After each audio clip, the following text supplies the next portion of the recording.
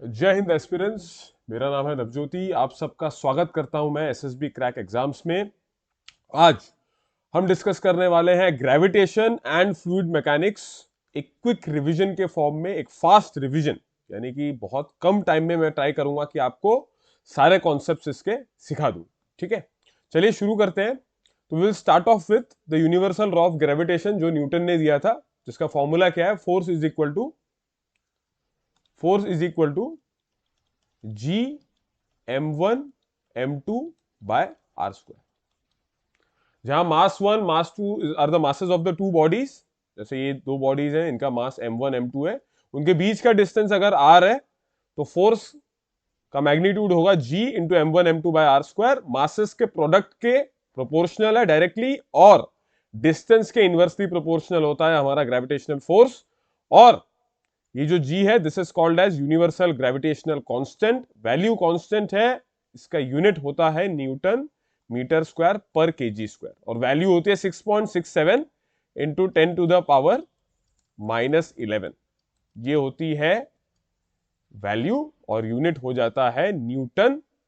जैसे यहां से force newton, r square will give you metre square पर केजी स्क्वायर। ठीक है, तो ये है न्यूटन्स लॉ ऑफ ग्रेविटेशन कि दो बॉडीज के बीच में जो ग्रेविटेशनल फोर्स एक्ट कर रहा है उसका मैग्नीट्यूड ये है, और कहां एक्ट करता है? इनके सेंटर्स को जो ज्वाइन करे, इनके सेंटर्स को जो ज्वाइन करे उस लाइन के अलोंग एक्ट करता है, उस लाइन के अलोंग एक्ट करता है। इसीलिए ग्रेविटेशनल फोर्स को कंजर्वेटिव फोर्स भी बोलते हैं। कंजर्वेटिव नहीं, सेंट्रल फोर्स भी बोलते हैं। ठीक है, सेंट्रल और कंजर्वेटिव दो काइंड्स ऑफ फोर्सेज हैं, हम देखते हैं अभी इसके बारे में भी। So it acts along the line joining the centres, तो इसलिए इसको कहलाता है ये सेंट्रल फोर्स। और ये कंजर्वेटिव फोर्स भी है, यानी कि इसके थ्रू, इस फोर्स के थ्रू जो वर्क डन होता है वो सिर्फ इनिशियल बॉडी के पोजीशन और फाइनल पोजीशन पर ही डिपेंड करता है। किस पाथ से वो मूव हुआ उस पर डिपेंड नहीं करता। That's why it's called as a conservative force. आप ये बस याद रखिए, if you are not getting into the definition central and conservative, आप सिर्फ ये याद रखिए कि सेंट्रल और कंजर्वेटिव ग्रेविटेशनल फोर्स होता है। जिन भी फोर्सेस के फॉर्मूला में डिवाइड बाय आर स्क्वायर आता है, जैसे इलेक्ट्रिसिटी, जो फोर्स ऑफ इलेक्ट्रिसिटी है, नॉट फोर्स ऑफ इलेक्ट्रिसिटी, दो चार्जेस के बीच में जो इलेक्ट्रोमैग्नेटिक फोर्स है, that is F is equal to K Q1 Q2 by are square. आप इलेक्ट्रोमैग्नेटिक बोलिए, electrostatic is the better word. Electrostatic force K Q1 Q2 by are square, तो वो भी सेंट्रल और कंजर्वेटिव होता है। कौन से फोर्सेस सेंट्रल या कंजर्वेटिव नहीं होते, आप बस याद रख लीजिए। फ्रिक्शन, ठीक है, फिर विस्कस फोर्स, ये जो भी रेजिस्ट करने वाले हैं फोर्सेस, ये सब सेंट्रल या कंजर्वेटिव नहीं होते। ठीक है, अच्छा, it applies to all bodies. Gravitational force हर बॉडी पे एक्ट होता है, किसी भी साइज का हो, किसी भी शेप का हो, किसी भी पोजीशन पर हो, उस पर ग्रेविटेशनल फोर्स एक्ट करता है। क्योंकि हम रियल लाइफ में क्यों इतना ज्यादा ग्रेविटेशनल फोर्स नहीं देख पाते? ओनली जब अर्थ इन्वॉल्व होता है तब हम देख पाते हैं, क्योंकि अर्थ का मास बहुत ज्यादा है। ये नेकेड आइज को तभी दिख पाएगा, हमारी आंखों को तभी दिख सकता है जब दोनों बॉडीज के बीच में फोर्सेस जो है, दोनों बॉडीज के बीच में नो दोनों बॉडीज के बीच में जो मास है वो बहुत ज्यादा हो। बिकॉज आप देख पाते हैं कि g m1 m2 by are square है, तो g की वैल्यू जो है वो 10 की पावर -11 में। तो टू मेक इट श्योर कि वो पूरा एक ऐसे टर्म्स में आए, वो फोर्स इतना हो कि हम एक्ट करते हुए देख पाए, उसके लिए मासेस बहुत ज्यादा होने चाहिए। इसलिए प्लैनेट्स के बीच में it is a very prominent force there. So ठीक है, और यही सन और प्लैनेट्स के बीच में जो मोशन है, ऑर्बिटल मोशन, ऑर्बिट में जो मूव हो रहा है, तो उसके लिए जो जरूरत का सेंट्रीपिटल फोर्स है, जो यूनिफॉर्म सर्कुलर मोशन में आप देखते हैं कि उस बॉडी पे जो फोर्स एक्ट कर रहा है outwards, that is the centripetal force. और वो प्लैनेट्स के बीच में ग्रेविटेशनल फोर्स का कारण की वजह से वो वहां पर सेंट्रीपिटल फोर्स एक्ट होता है। और न्यूटन्स थर्ड लॉ भी यहां लगता है, कैसे कि जिस पॉइंट पर जो फोर्स एक्ट हो रहा है, एक बॉडी दूसरे पे जो ग्रेविटेशनल फोर्स एक्ट कर रही है, एग्जैक्टली सेम वो भी इस पे करेगी। बस they are acting on two other different bodies and they act along the line joining the centres, क्योंकि हमने अभी कहा कि ग्रेविटेशनल फोर्स जो है वो सेंट्रल फोर्स है। ठीक है, I hope gravitational force is clear. आगे बढ़ते हैं, एक्सेलरेशन ड्यू टू ग्रेविटी। तो जस्ट द काउंटर पार्ट, आपने ग्रेविटेशनल फोर्स समझा। अब जिस एक्सेलरेशन से कोई भी बॉडी अर्थ या कोई भी प्लैनेट की तरफ या कोई भी एक ऐसे मास बॉडी की तरफ जिसका मास बहुत ज्यादा है, वहां जो रहेगा वो जो एक्सेलरेशन है that is called as acceleration due to gravity.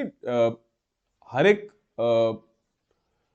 अगर शेप अलग है, मास अलग है, तो वहां पर acceleration due to gravity change होगा। अर्थ का अलग है, मून का अलग है, इस तरह से सारे प्लैनेटरी बॉडीज का अलग है। It can happen for any body. ठीक है, तो उसका फॉर्मूला क्या है, कैसे आप वैसे निकालते हैं, जैसे मान लीजिए ये आपका अर्थ है, ठीक है, और यहां से कोई बॉडी आपने उछाली और ऊपर से वो नीचे आ रही है, इसका मास है m, और अर्थ का मास मैं कैपिटल M मान लेता हूं। ठीक है, तो सेंटर की तरफ आएगी ये, ठीक है, सेंटर की तरफ एक्ट करेगा। ठीक है, इसका जो वेट है that is mass into gravity mg, और ये बराबर होगा इनके बीच में जो ग्रेविटेशनल फोर्स लग रहा है उसके बराबर। सो g m बाय, और मान लीजिए डिस्टेंस जो है वो बीच में है r। वैसे हम क्या करते हैं, इसको आप कैपिटल R मान लीजिए कि अर्थ का रेडियस जो है वो कैपिटल R है, और ये जो रेडियस है ये बहुत स्मॉल है, दैट इज स्मॉल r। ठीक है, तो हालांकि मैं ये जो डिस्टेंस जितना ये ऊपर गया बॉडी, इस डिस्टेंस को इग्नोर भी कर सकता हूं, तो मैं सिर्फ r को ही ले लूं, या मतलब मैं बेसिकली यही बोलना चाह रहा हूं कि r प्लस r जो है that is nearly equal to r। को खास डिस्टेंस ज्यादा नहीं हुआ उसके ऊपर जाने से। ठीक है, जहां 6400 किलोमीटर की बात कर रहे हैं हम, वहां पर एक 10, 15, 20, 50 मीटर का कोई खास एडिशन करने से कोई खास फर्क नहीं पड़ेगा। सो यहां से फिर ये हो गया g is equal to G M by are square, या इसको मैं ऐसे लिख दूं g is equal to G M by are square. तो ये इस तरीके से फॉर्मूला आ गया। तो ये सिर्फ जिस बॉडी का आप एक्सेलरेशन ड्यू टू ग्रेविटी निकालने की कोशिश कर रहे हैं उसका मास और उसकी अपनी रेडियस पर ही डिपेंड करेगा, और किसी चीज पे डिपेंड नहीं करेगा। ठीक है, so this was all in acceleration due to gravity. ये फॉर्मूला ध्यान रखिए, G M by are square. दो अलग अलग प्लैनेट्स के एक्सेलरेशन ड्यू टू ग्रेविटी पे कंपैरिजन पर बेस्ड क्वेश्चंस आते हैं। ठीक है, आगे बढ़ा जाए तो हर जगह पे अलग अलग होगा, क्योंकि अर्थ का जो एग्जैक्ट है इट्स नॉट स्पेरिकल। सो जो रेडियस है, आप इसको ऐसा मानिए, एग्जैक्टली ऐसा नहीं है। ठीक है, मान लीजिए ये डायग्राम तो थोड़ा अलग सा बन गया। अच्छा, मान लीजिए मैं अगर इस तरीके से बना, एक्चुअली तो जियोइड शेप जैसा है, इस तरीके से है। ठीक है, इक्वेटर पे ज्यादा है, पोल्स पे कम है। ठीक है, सो इसका मतलब ये होगा कि जहां रेडियस ज्यादा है वहां पर एक्सेलरेशन ड्यू टू ग्रेविटी थोड़ी कम होगी, लेकिन बाय एवरेज मैं मान के चल सकता हूं कि 9.8 मीटर पर सेकेंड स्क्वायर हो सकता है। 9.8 मीटर पर सेकेंड स्क्वायर मैं मान सकता हूं। ठीक है, 9.8 मीटर पर सेकेंड स्क्वायर। और अर्थ और इसके बीच में आप जब इसको मानेंगे तो ये किस तरीके से होगा, is about 1/6 of that on the earth and on the sun is about 27 times that of the earth। तो अर्थ के रिस्पेक्ट में अगर मून की बात करी जाए तो दैट इज 1/6 लेस, और सन की अगर बात करी जाए तो 27 टाइम्स मोर। ठीक है, 27 टाइम्स मोर। तो इस तरीके से रहता है एक्सेलरेशन ड्यू टू। तो अलग अलग प्लेनेटरी बॉडीज के लिए ये अलग अलग रहेगा। ठीक है, और it depends on the mass, क्योंकि सन का क्यों ज्यादा है, क्योंकि एक तो उसकी मास भी ज्यादा है। ठीक है, 100% उसका मास बहुत ज्यादा है, और डिवाइडेड बाय आर स्क्वायर। तो एम बाय आर जो है ये for the sun ultimately by ratio अगर देखें तो अर्थ के रिस्पेक्ट में ज्यादा हो जाता है, and it is about 27 times more. ठीक है, चलिए आगे बढ़ते हैं। क्या क्या फैक्टर्स इसको अफेक्ट करते हैं, इसको ध्यान में रखिए। ये तो अभी मैंने बताया, शेप ऑफ द अर्थ तो होगा ही, क्योंकि it's proportional to 1/r square. जहां रेडियस ज्यादा होगा वहां एक्सेलरेशन ड्यू टू ग्रेविटी कम होगा। तो इक्वेटर पे कम होगा, पोल्स पे ज्यादा होगा। Minimum at equator, earth surface पे इक्वेटर लाइन पे अगर कुछ है, जैसे यहां बॉडी पर मैं निकालू अगर एक्सेलरेशन ड्यू टू ग्रेविटी है स्मॉल g, तो ये कम होगा जी एट इक्वेटर और G at poles would be greater 100%, क्योंकि वहां रेडियस कम हो गया। ठीक है, चलिए आगे बढ़ा जाए। तो शेप ऑफ द अर्थ ये पहला फैक्टर रहा ये निकालने के लिए कि कैसे फर्क पड़ता है स्मॉल जी पर, एक्सेलरेशन ड्यू टू ग्रेविटी पर। अच्छा, एल्टीट्यूड एंड डेप्थ। अर्थ, हम जनरली अर्थ के रिस्पेक्ट में ज्यादा बातें करेंगे क्योंकि हम वहीं रहते हैं, तो ठीक है, उसके फिर मतलब उसकी स्टडी करके फिर बाकी चीजों को भी पढ़ा जा सकता है। तो अर्थ का अगर मैं स्पेरिकल शेप मान रहा हूं, तो मैंने तो ये बता ही दिया कि शेप पे डिपेंड कर ही रहा है, इक्वेटर पे कम है, पोल्स पे ज्यादा है। अच्छा, अर्थ से अगर आप ऊपर जाए तो उस हाइट पर जी पे क्या फर्क पड़ता है, तो हमें यह पता चला कि जो जी है, अगर आप ऊपर आते हैं तब भी वो कम होता है बाय 2h/r फैक्टर। ठीक है, और अगर आप नीचे जाए बाय डेप्थ तो h/r या d/r बोल देता हूं इसको, तो d/r फैक्टर से वो कम होगा। तो सरफेस पे, यानी कि अर्थ सरफेस पे जी की वैल्यू मैक्सिमम जाएगी। आप नीचे जाए, डेप्थ पे जाए तो भी कम होगी, आप सरफेस से ऊपर जाए तो भी कम होगी।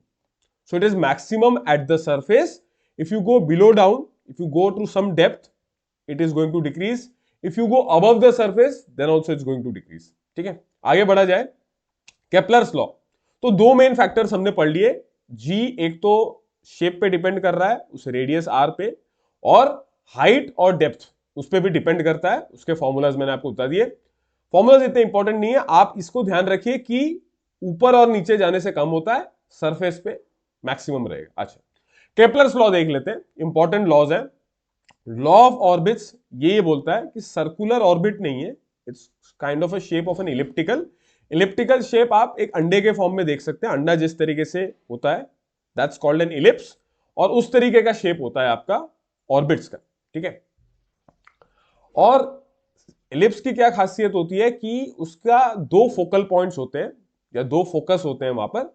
आपके सन को किसी भी एक फोकस पॉइंट पे आप अज्यूम करिए, और ये जो ऑर्बिट बन रहा है, ये जो इलिप्स बन रहा है, इस इलिप्स के अलोंग आपका प्लैनेट मूव करेगा। ठीक है, फिर then the second law is law of areas. Law of areas क्या है? जैसे ये जो, अगर मान लीजिए इस पॉइंट पर आपका सन है, ये सी से डी तक जो एरिया कवर करता है मेरा प्लैनेट, ठीक है, और फिर बी से ए तक जो एरिया इस तरीके से कवर करता है, ये अगर डेरिवेटिव विद रिस्पेक्ट टू मैं टाइम लू, ठीक है, तो सेम रहेगा। So planet the sun sweeps equal areas in equal intervals of time. तो आपको सन से उस प्लैनेट तक का लाइन को जोड़ना है। ठीक है, अगर टाइम इक्वल है तो वो एरिया भी इक्वल कवर करेगा बिटवीन दीज टू लाइंस। ये है आपका लॉ ऑफ एरियाज। ठीक है, next law, this is very important, इस पर बेस्ड क्वेश्चंस आते हैं। Time period of revolution of planet around the sun is directly proportional to cube of semi major axis. आप सेमी मेजर एक्सिस मान लीजिए, it's better if you call it the radius. कोई भी एक चीज आप मान सकते हैं। देखिए इलिप्स में होता क्या है, बेसिकली इस तरीके से होगा आपका इलिप्स। ठीक है, तो जो लेंथ बड़ी है, एक मिनट वापस बना लेते हैं।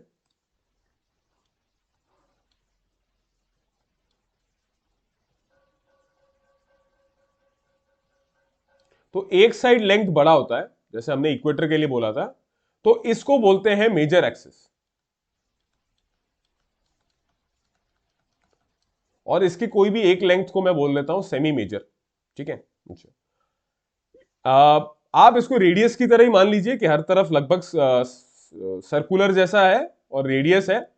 तो आप ये बोलेंगे कि जो टाइम पीरियड जो लगता है एक प्लैनेट को पूरा एक राउंड मारने में, वो उसका स्क्वायर इज प्रोपोर्शनल टू इस रेडियस का क्यूब। या अगर दो की बात करें तो T1 square by T2 square is equal to R1 cube by R2 cube. इस तरीके से आपके पास थर्ड केपलर लॉ आ गया, ये केपलर का तीसरा लॉ आ गया, और इसी को बोलते हैं माइनर एक्सिस। लेकिन ठीक है, आपको उस पर इतना ध्यान देने की जरूरत नहीं है। इलिप्स पे जो लंबा वाला साइड है, सर्कल जैसा ही है, लेकिन एक साइड लंबा हो गया, एक छोटा हो गया। ठीक है, तो मेजर एक्सिस मतलब वो लंबा वाला साइड।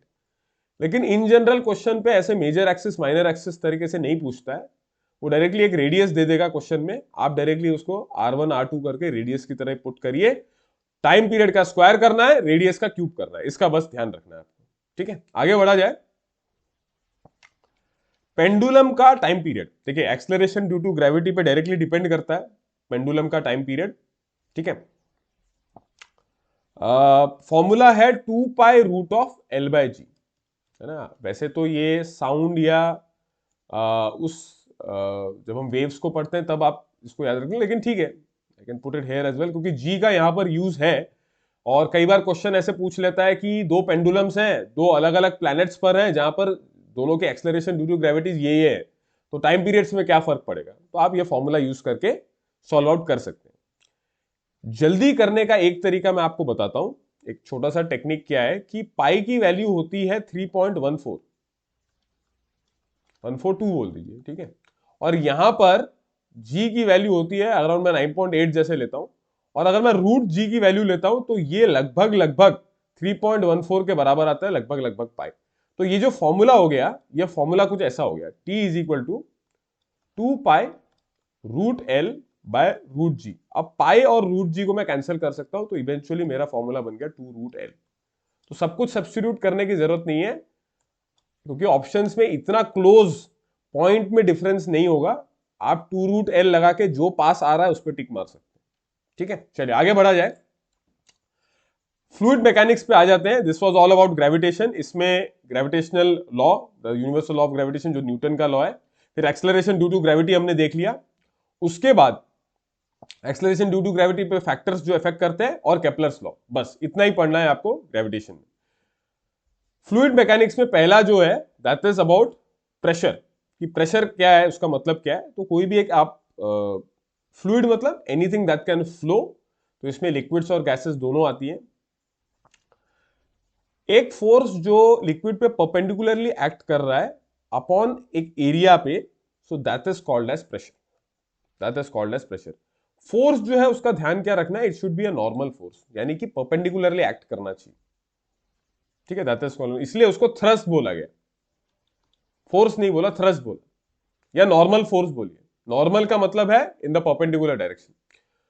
ये एक स्केलर क्वांटिटी है, इसका अपना कोई डायरेक्शन नहीं है, और यूनिट हो जाएगा फोर्स का न्यूटन पर यूनिट एरिया पर मीटर स्क्वायर, या इसको पैस्कल भी बोला जाता है in praise of the mathematician bless Pascal. ठीक है, अच्छा आगे बढ़ा जाए। तो बेसिक फॉर्मूला क्या है कि जो फोर्स एक्ट कर रहा है कितने एरिया पे एक्ट कर रहा है। ठीक है, अच्छा पैस्कल्स लॉ क्या है, एक इंपॉर्टेंट लॉ है कि फ्लूइड के अंदर अगर एक साइड पे, वैसे तो अंदर जो है हर तरफ प्रेशर लग ही रहा है, लेकिन अगर आपने एक साइड प्रेशर कोई एक डायरेक्शन में बढ़ाया, मतलब आपने पुश किया उसको, तो अंदर प्रेशर ट्रांसमिट हुआ, और ये प्रेशर जो है ये अब हर डायरेक्शन में इक्वली जाएगा, that is transmitted equally in all directions. तो अगर इस सेटअप को देखिए आप, यहां पर जो प्रेशर है P1, यहां से प्रेशर जो क्रिएट हुआ that is equal to F1 by A1, फिर यहां जो ट्रांसमिट होगा वो भी इसके बराबर ही होगा। मान लीजिए मैं P2 मान रहा हूं, तो pressure 1 is equal to pressure 2, F1 by A1 according to the formula is equal to F2 बाय A2, force by the area. जो एरिया यहां A2 है और यहां जो एरिया A1 है, अगर मुझे फोर्स F2 निकालना है तो F1 बाय A1, ये तो बड़ा छोटा क्वांटिटी होगा, बिकॉज आप देख रहे हैं फोर्स भी, you are putting a very small force and area is also very small, लेकिन दूसरे साइड आपने एरिया बहुत बढ़ा दिया। सो इनटू जब ये मल्टीप्लाई हो रहा है A2 से, जो कि एरिया बहुत बड़ा है, तो इवेंचुअली ये बहुत बड़ा फोर्स F2 जनरेट करेगा, और इसी के थ्रू हम हमारे हाथों से फोर्स लगाकर एक कार को उठा सकते हैं। उसके पीछे का प्रिंसिपल यही है, पैस्कल्स लॉ, कि प्रेशर इक्वली ट्रांसमिट होगा, बराबर होगा, और क्योंकि आपने दूसरी तरफ एरिया बढ़ा दिया, सो फॉर्मूला के अकॉर्डिंग A2 जो है वो मल्टीप्लाई होकर बड़ा फोर्स एक जनरेट करेगा F2। ठीक है, so this was pascals law. आगे बढ़ा जाए। एटमॉस्फेरिक प्रेशर, तो प्रेशर में आपको ये भी एक टर्म पढ़नी है कि एटमॉस्फेयर भी हमारे ऊपर या हर एक ऑब्जेक्ट के ऊपर एक प्रेशर एक्सर्ट करता है, और ये किसने के बराबर है। वैसे तो आप इसको 1 ATM बोला जाता है इसे, लेकिन दूसरे यूनिट्स में ये कितना है, ये 76 सेंटीमीटर ऑफ मर्क्यूरी कॉलम के बराबर। मैं आपको बताऊंगा कि ये हाइट कैसे प्रेशर के इक्विवेलेंट हो जाता है, ये मैं आपको अभी बताऊंगा। तो उससे ये इस तरीके का कुछ वैल्यू आ गया, और ये पैस्कल में होता है 1.01 मान लीजिए, या 13 भी है, into 10 to the power 5 pascal के बराबर होता है। ये आपको ध्यान रखना है, 1.01 इंटू 10 की पावर 5 पैस्कल। किस इंस्ट्रूमेंट से आप मेजर करते हैं एटमॉस्फेरिक प्रेशर, उस इंस्ट्रूमेंट को बोलते हैं एनेरॉइड बोल दीजिए, या इन जनरल बैरोमीटर। बैरोमीटर से आप मेजर कर सकते हैं एटमॉस्फेरिक प्रेशर। ठीक है, आगे बढ़ा जाए। ठीक है, 1 ATM है, और इतना ATM, this is the pressure जो एटमॉस्फेयर हर एक ऑब्जेक्ट, हर एक बॉडी पे लगाता है। तो एक सिनेरियो देख लेते हैं। एक फ्लूइड के अंदर ये एक सिलेंडर है, मैंने एक सिलेंडर मान लिया, एक पर्टिकुलर पॉइंट पे mg फोर्स लग रहा है वहां नीचे की तरफ, and that is the difference between the pressure at the top of the cylinder and at the bottom of. इन दोनों का जो डिफरेंस होगा वही ये mg के बराबर होगा। ठीक है, सो फोर्स जो है मेरा, या मैं जो प्रेशर है, प्रेशर मैं कैसे डिफाइन करता हूं, फोर्स बाय एरिया। यहां इस केस में मेरा जो नॉर्मल फोर्स है that is basically will be equal to weight mg, क्योंकि वो प्रेशर डिफरेंस क्रिएट कर रहा है। प्रेशर डिफरेंस बोल दीजिए, या इन जनरल उस पॉइंट पर वहां पर प्रेशर जो है वो मतलब जो नॉर्मल फोर्स एक्ट कर रहा है दैट इज mg, और डिवाइडेड बाय द एरिया मैंने बोल दिया। अच्छा, मास को मैं डेंसिटी मल्टीप्लाइड बाय वॉल्यूम लिख सकता हूं, into ji divided by area. अच्छा, क्या वॉल्यूम को एरिया इंटू हाइट लिख सकता हूं? इसका जो वॉल्यूम होगा दैट विल बी, जो नीचे का एरिया है a into the height h। ठीक है, सो इसको मैं लिख सकता हूं rho into a into h into ji divided by a। So ये a और a कैंसिल हो गया, मेरे पास बचा h रो g। तो ये अल्टीमेटली फॉर्मूला है for finding the pressure at a point inside a fluid. तो आप बेस लाइन टॉप से आप हाइट देख लीजिए, मल्टीप्लाइड बाय उस लिक्विड का या फ्लूइड का density, multiplied by acceleration due to gravity, this gives you the formula of the pressure. तो ये यूज करना है आपको फॉर्मूला।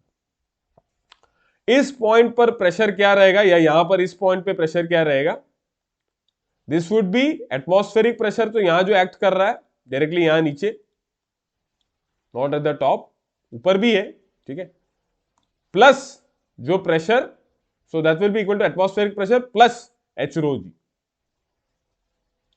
तो यहां एक minute, it will not be acting here, it is acting here. यहां पर जो एक्ट कर रहा है this is basically the atmospheric pressure PA plus height, नीचे आप h हाइट तक गए। ठीक है ना, ये बेसिकली सिलेंडर जो है उसका मैंने h मान लिया, लेकिन आप जब उस प्रेशर को काउंट करेंगे तब आप पूरा हाइट यहां से यहां तक लेंगे।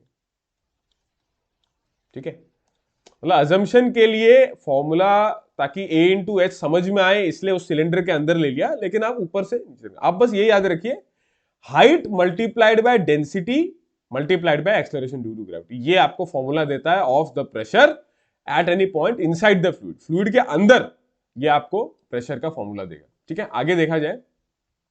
अगला जो आपको क्वांटिटी देखनी है, फिजिकल क्वांटिटी फ्लूइड मैकेनिक्स में, फ्लूइड के रिस्पेक्ट में, दैट इज डेंसिटी। इसको स्पेसिफिक ग्रेविटी भी बोला जाता है। For any mass m occupying volume v, it's formula is rho is equal to m by v। ठीक है, स्केलर क्वांटिटी है, mass by volume. SI unit क्या होगा, मास का होगा kg और वॉल्यूम का होगा मीटर क्यूब, तो kg पर मीटर क्यूब। ठीक है, अच्छा। All liquid is largely incompressible, density is therefore nearly constant at all pressures. Liquid इतने कंप्रेसिबल नहीं होते, गैसेस पे तो डेंसिटी उसकी बदलती रहेगी बिकॉज प्रेशर बदलता जा रहा है, और वो कंप्रेसिबल है, पॉसिबल है अलग अलग प्रेशर्स पे। लेकिन लिक्विड क्योंकि कंप्रेस नहीं कर सकते आप, तो उसकी डेंसिटी जो है वो ज्यादा चेंज नहीं होती। हाँ, टेम्परेचर का फर्क पड़ता है। 4 डिग्री सेल्सियस पर वाटर का जो टेम्परेचर है, डेंसिटी है, दैट इज 1 ग्राम पर सेंटीमीटर क्यूब या 1000 kg पर metre cube. Exactly at 4 degree Celsius पर 1000 kg पर मीटर क्यूब दिखाता है। स्पेसिफिक ग्रेविटी को ही रिलेटिव डेंसिटी भी बोलते हैं। ये बेसिकली दो डेंसिटीज का रेशियो है। वाटर के रेस्पेक्ट में हम देखते हैं कि दूसरी चीज की डेंसिटी कितनी ज्यादा है या कितनी कम है, और वो भी हम 4 डिग्री सेल्सियस पे नाम लेते हैं। और क्योंकि ये डेंसिटीज का रेशियो है, सो इसका अपना कोई यूनिट नहीं हुआ। ठीक है, तो ये था ऑल अबाउट डेंसिटी। आगे बढ़ा जाए। बायंसी। बायंसी एक बेसिकली फोर्स है। जब कोई भी बॉडी अगर फ्लूइड के अंदर है, जैसे इस तरीके से मान लीजिए कोई बॉल है जो ऊपर है, तो डिपेंडिंग ऑन जिस भी तरीके का सब्सटेंस वहां ऊपर आ रहा है, तो फ्लोटिंग या सिंकिंग बेसिकली इस फोर्स पर डिपेंडेंट रहता है। ये एक अपवर्ड फोर्स है जो उसको सिंक होने नहीं देता। ठीक है, लेकिन इसके कंपैरेटिव रहता है कि वेट और इसका बेसिकली एक फाइट जैसा है। अगर ये कम है, वेट ज्यादा है, तब सिंक हो जाएगा। ठीक है, तो ग्रेविटी और बायंसी इन दोनों का एक प्ले चलता है वहां पर। अगर ग्रेविटी उतना एक्ट नहीं कर रहा, बायंसी ज्यादा है, तो फ्लोट करेगा। अगर ग्रेविटी बहुत ज्यादा है, बायंसी इतना नहीं हो पा रहा, तो सिंक कर जाएगा। तो ये इन टर्म्स ऑफ फोर्सेस हैं। इन्हीं फोर्सेस को जब आप और जनरलाइज करेंगे तो आपको पता चलेगा कि डेंसिटी का खेल है। अगर जो ऑब्जेक्ट है उसकी डेंसिटी ज्यादा है तो सिंक हो जाएगा। अगर ऑब्जेक्ट की डेंसिटी लगभग लगभग बराबर है तो इस तरीके से फ्लोट कर जाएगा, और एब्सोल्युटली फ्लोट करेगा अगर एकदम कम है फ्लूइड के रिस्पेक्ट में। ठीक है, तो ये था बायंसी। यानी कि किसी भी फ्लूइड के अंदर अगर कोई बॉडी इमर्स की गई, अंदर अगर फेंकी गई, तो उस पर एक अपवर्ड फोर्स लगेगा जो उसको सिंक नहीं होने देता। वो ट्राई करता है कि सिंक ना हो, लेकिन अगर वो कम है मात्रा में तो सिंक हो जाता है। ठीक है, चलिए आगे बढ़ा जाए। जैसे यहां देखिए, कॉर्क बॉल, आयरन बॉल है तो वो चला जाएगा। ठीक है, कॉर्क है तो वो फ्लोट कर रहा है, और कोई एक पार्टली फ्लोट भी कर रहा है, थोड़ा सा फ्लोट करे। ठीक है, तो ये था बायंसी। अब चला जाए कि बायंसी के ऊपर एक प्रिंसिपल क्रिएट किया गया बाय आर्किमिडीज।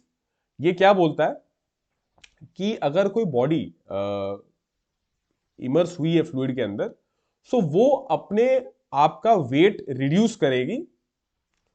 और वो वेट कितना रिड्यूस होगा, इट इज डिपेंडेंट ऑन कि कितना वेट, कितना लिक्विड वो डिस्प्लेस करती है उसके वेट के बराबर।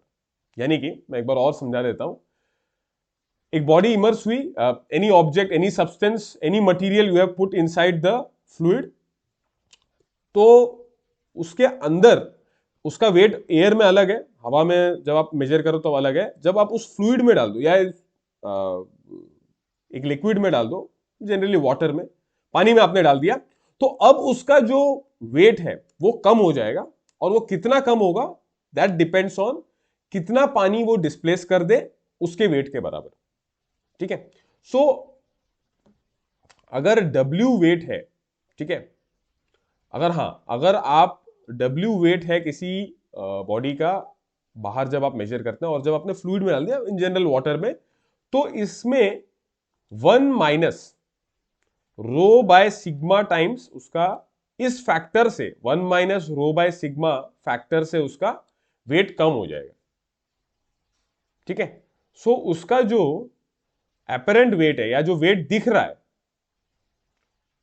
जो अभी आपको दिखेगा फ्लूइड के अंदर, that would be equal to the given weight at in the air when you have measured. वहां मान लीजिए 40 किलो दिख रहा है, लेकिन आप, ये तो सीधी सी बात है, आप खुद भी स्विम करते हैं तो अपने आप को हल्का फील करते हैं। कोई ऑब्जेक्ट को आप हवा में शायद उतना ना उठा पाए, लेकिन पानी के अंदर आप आसानी से उठा लेंगे। इवन यू कैन, अपने ही दोस्तों को आप जब पानी में फेंको स्विमिंग करते वक्त, तो उनको आराम से आप उठा लेंगे पानी के अंदर। तो वो यही तो कारण है कि वेट रिड्यूस हो जाता है इन अ फ्लूइड, और वो वेट कितना रिड्यूस होता है वो आर्किमिडीज प्रिंसिपल बताता है। तो कितना रिड्यूस होगा, 1 माइनस उसके वेट का किस फैक्टर से मल्टीप्लाई होगा, 1 माइनस रो बाय सिग्मा। रो क्या है, लिक्विड की डेंसिटी, वाटर का जो भी डेंसिटी है, डिवाइडेड बाय जो ऑब्जेक्ट है जिसको आप उठा रहे हैं उसका density, in case your friends density. तो उस फैक्टर से ये मल्टीप्लाई हो जाता है, और फिर जो आपका वेट क्रिएट होता है, that is what is the new weight and reduced weight. ठीक है, so this was all in fluid mechanics. I hope you were able to revise some of the parts of gravitation, pressure, density and buoyancy. So thank you so much for joining in. You keep continuing to watch our videos under SSB Crack Exams. We are bringing in more content. Thank you so much and Jai Hind. अगर आप एक defence aspirant हैं और SSB interview, NDA, CDS, AFCAT जैसे exams के लिए prepare कर रहे हैं तो आप एसएसबी क्रैक एग्जाम्स के कोर्स को चेक करना ना भूलें। आप हमारी लर्निंग एप्लीकेशन को गूगल प्ले स्टोर से भी डाउनलोड कर सकते हैं।